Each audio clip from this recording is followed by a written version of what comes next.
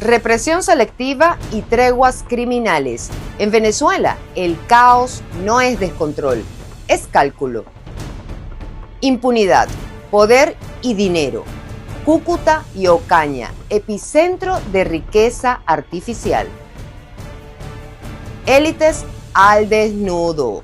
El nuevo feudalismo venezolano disfrazado de revolución.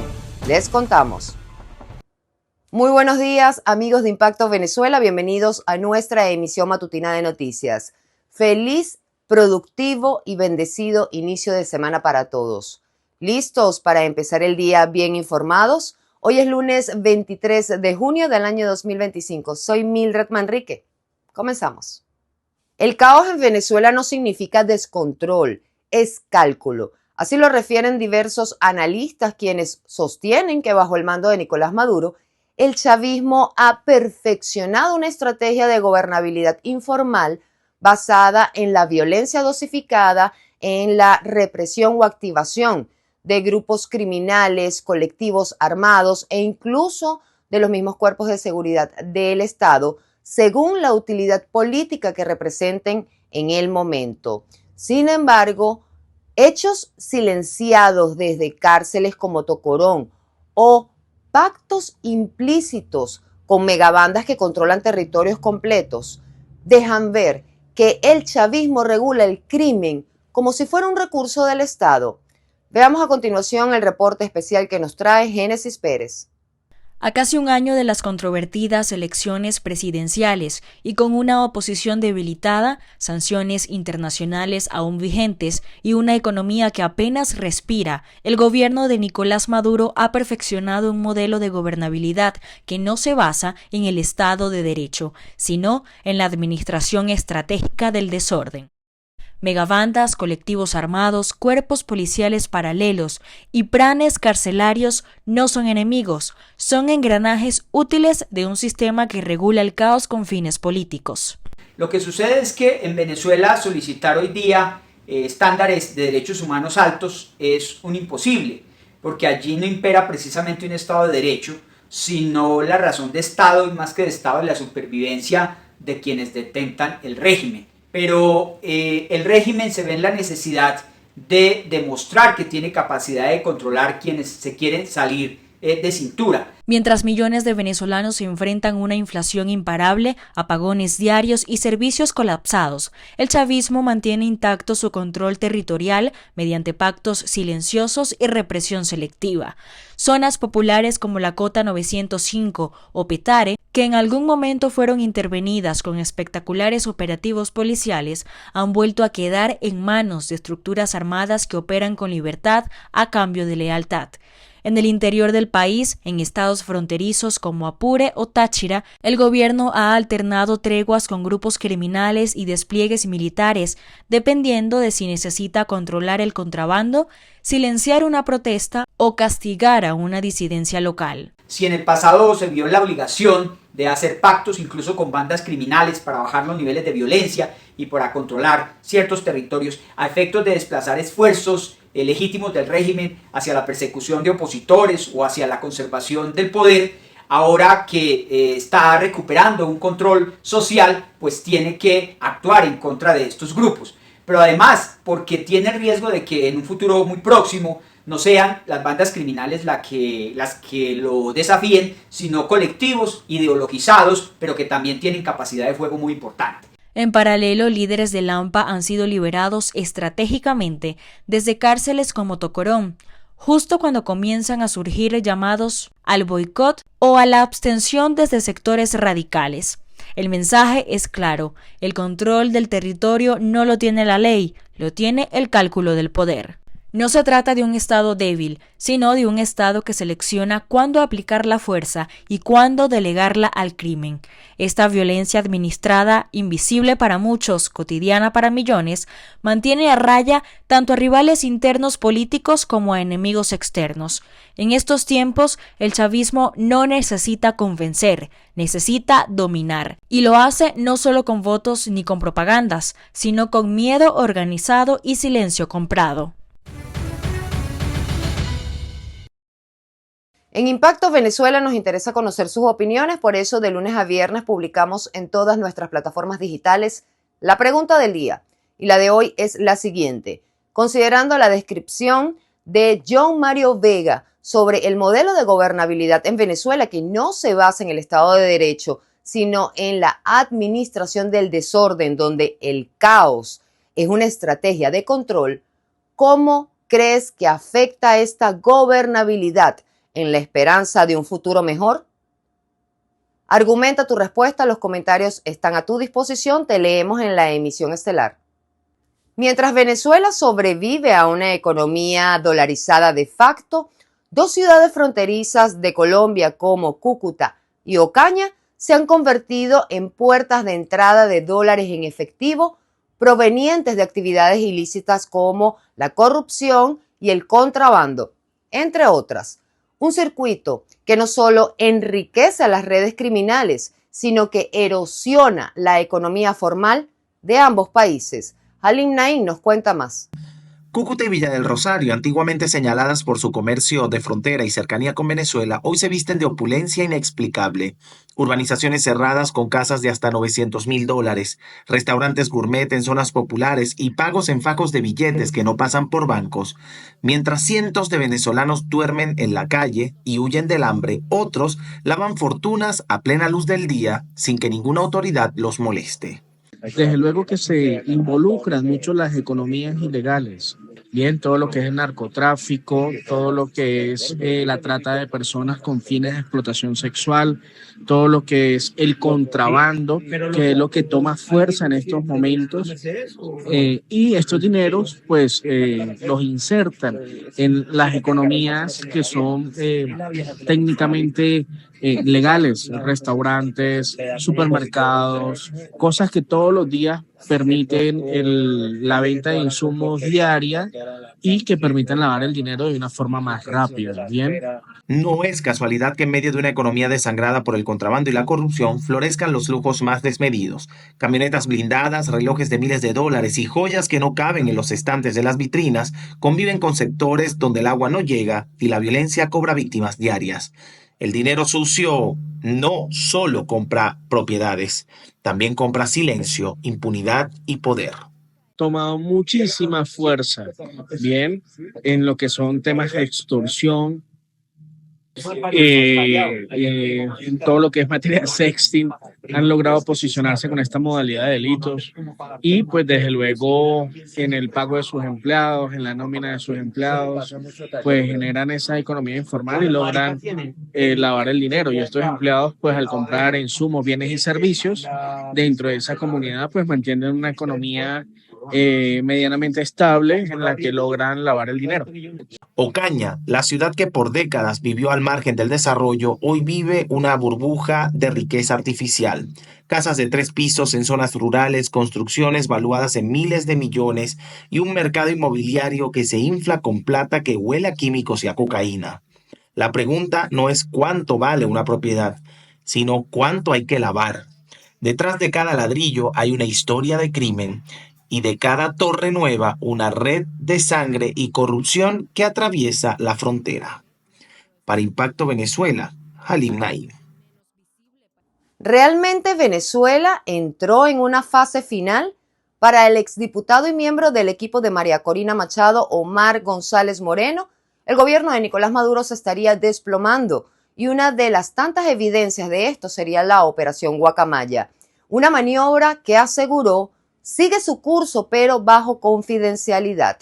Hoy comparto con ustedes un extracto de mi programa dominical Cara a Cara, en el cual conversé con él de este y otros temas. El contenido completo está disponible por aquí mismo por nuestro canal de YouTube. Esto está en su fase final.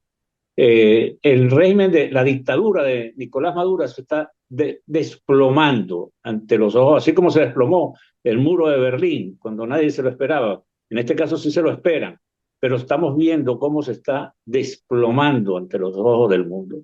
¿La operación Guacamaya terminó? No, ni empezó con nosotros ni terminó con nosotros. Es decir, obviamente fue una operación que puso en evidencia lo vulnerable que es esta dictadura. Y bueno, y esta operación continúa, y por eso nosotros mantenemos la confidencialidad de los detalles de todo este operativo. No es a la abstención, es a la rebelión. ¿Y cuáles espacios? Mira, ¿cuáles espacios? Ahí tenemos el caso de Zulia, por ponerte un ejemplo. 9 alcaldes, no solamente los destituyeron, sino están presos. Bueno, porque Zulia no solamente es el estado electoralmente más importante desde el punto de vista demográfico, sino que es la frontera, que es por donde sale la droga, que es por donde están los negocios sucios, el petróleo oscuro que se vende, todas esas cosas. Por Bueno, eso que muchos alcaldes están presos, porque el gobierno dice que, bueno, estaban en cosas irregulares. no. En estas elecciones tú lo verás, ojalá me equivoque, pero no va a quedar uno, ni en Chacao, ni en Baruta, ni en El Hatillo, ni en Lechería, que tradicionalmente son dominios de la oposición. Lo único que le queda es la violencia, la represión. Porque mira, perdieron por completos hasta su propia base política partidista. Se rebelaron hasta los del Partido Socialista Unido de Venezuela. Y los que el chavismo originario, como lo llaman ellos, igualmente. Bueno, fíjate el caso de Rodrigo Cabeza, que fue ministro de Finanzas, el que manejaba la economía durante el régimen, durante la administración de Hugo Chávez. Ahí está preso, desaparecido, secuestrado por el régimen. Claro. Una vez que caiga Maduro, el pueblo venezolano tiene que estar en la calle para que no sea sustituida una dictadura por otra, sino que sea precisamente una transición hacia la democracia plena, y que es la que plantea María Corina Machado y todos los partidos y organizaciones que la respaldan.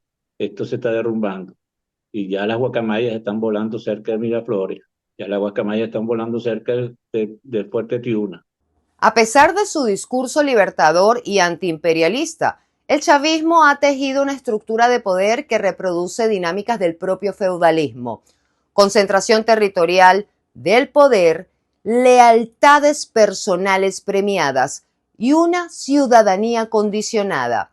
El chavismo, lejos de empoderar al pueblo, ha instaurado un vasallaje político moderno. Los detalles con Catherine García.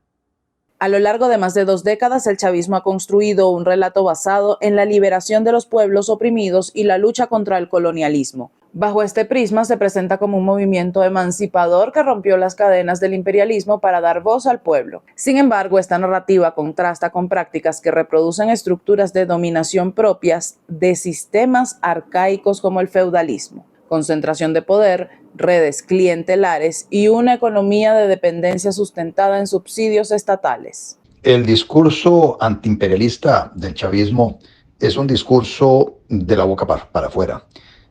Lo que hizo el chavismo fue sustituir un modelo que criticó mucho. Bueno, con el paso de los años, ellos no solo mantuvieron esas prácticas, sino que las profundizaron, solo que ahora cambiando los actores. Pero además lograron controlar en forma hegemónica los poderes e inclusive el poder de fiscalización del buen uso de los fondos públicos, de tal manera que ahora no solo se tiene esa alianza perversa entre ciertos sectores económicos y el poder, quienes detentan el poder en sí, sino que además están saqueando los recursos naturales del país. Las empresas públicas están al servicio de las billeteras particulares de aquellas personas cercanas al régimen. Diversos sectores señalan que el chavismo ha institucionalizado una lógica de control territorial y lealtad política similar a la que ejercían los señores feudales. La llamada rosca oficialista funciona como una élite cerrada donde el acceso a recursos públicos y cargos de poder está reservado a quienes juran fidelidad al liderazgo. En lugar de liberar al pueblo, como proclama su discurso, esta dinámica ha reforzado una relación de subordinación, donde la supervivencia de muchos depende directamente del favor gubernamental. Pero más allá de Venezuela, en Latinoamérica hay posibilidades de que este modelo, luego de haber recorrido el continente, acabe. Ese modelo de política del chavismo lamentablemente se ha replicado en otros países en la región. Bueno, se replicó claramente en Nicaragua. Se replicó un poco en Argentina, dichosamente los argentinos, a través de una situación muy especial que se dio en Argentina. Se eligió a un outsider libertario, Javier Milei, y Javier Milei, en un año en el poder, ha desmantelado mucho de la estructura corrupta que tenía el kirchnerismo. Así que vemos más bien con el ejemplo de Milei y el buen resultado que están dando sus políticas públicas, un ejemplo para movimientos en los diferentes países de la región, dejando atrás el modelo caudillista, empobrecedor, corrupto de Venezuela y de Nicaragua. Bajo la retórica de redención del chavismo se oculta una estructura de poder que perpetúa la dominación y limita las posibilidades reales de transformación. Y así la promesa de liberación se desdibuja. Informó para ustedes Catherine García, Somos Impacto Venezuela. En otras informaciones, los migrantes venezolanos deportados desde Estados Unidos a una cárcel de máxima seguridad en El Salvador, conocida como el SECOT, permanecen totalmente aislados. Así lo afirman familiares y activistas de derechos humanos luego de una visita al país centroamericano la semana pasada. Escuchemos. Los migrantes venezolanos deportados desde Estados Unidos a una cárcel de máxima seguridad en El Salvador permanecen totalmente aislados. Así lo afirmaron familiares y activistas de derechos humanos, luego de una visita al país centroamericano la semana pasada. Pudimos comprobar en ese viaje que los venezolanos migrantes deportados a El Salvador están totalmente aislados, incomunicados, sin ningún juicio en El Salvador, donde no han cometido ningún delito, sin ninguna claridad de su futuro legal. Desde el 15 de marzo, más de 200 migrantes venezolanos fueron deportados a El Salvador luego de que el presidente estadounidense Donald Trump invocara la Ley de Enemigos Extranjeros de 1798, utilizada en tiempos de guerra, bajo el argumento que los detenidos integraban la banda criminal Tren de Aragua. Los migrantes permanecen detenidos en el Centro de Confinamiento del Terrorismo SECOT. La megaprisión de alta seguridad fue inaugurada en 2023 por el presidente salvadoreño Nayib Bukele para los pandilleros. Walter Márquez, líder de la Fundación El Amparo, que representa a 10 migrantes detenidos en El Salvador, indicó que no han obtenido respuesta a los recursos de habeas corpus solicitados en ese país y que estudian recurrir a la Corte Penal Internacional porque en El Salvador se están cometiendo crímenes de lesa humanidad. Además, denunció deportación forzosa, persecución por razones nacionales, tratos inhumanos y tortura. Habeas corpus. Para mí el viaje fue muy satisfactorio, ya que se agotaron todas las medidas legales. Desde un principio, ese fue el planteamiento y fue la misión del viaje. En un segundo plano estaba la solicitud de la visita y esperábamos su aprobación, pero sabíamos muy en el fondo que era difícil que nos la dieran. Pero en cuanto a las acciones legales, que fue lo primordial, se logró todo. Gracias a Dios se lograron todas las instancias legales que se tenían que agotar. En un fallo del 16 de mayo, la Corte Suprema de Estados Unidos impidió a Trump reanudar la expulsión de venezolanos bajo la ley de 1798, al considerar que a un grupo recluido no se le ha dado suficiente tiempo para impugnar su expulsión. Bukele ofreció en abril al presidente venezolano Nicolás Maduro canjear a los 252 migrantes por presos políticos venezolanos, pero la propuesta fue calificada de cínica por la Fiscalía de Venezuela, que demanda la liberación incondicional de los deportados. Por tener encarcelado a estos 257 venezolanos en El Salvador. Amigos, esto ha sido todo por hoy. Esperamos que las informaciones compartidas les sean de gran utilidad. Para más pueden visitar www.impactovenezuela.com y nuestras redes sociales @impactosve. No olviden además suscribirse a nuestro canal de YouTube, activar las notificaciones, compartir y por supuesto comentar. Ayúdennos a mantenernos conectados con ustedes. Que tengan un excelente día. Nos vemos mañana con el favor de Dios.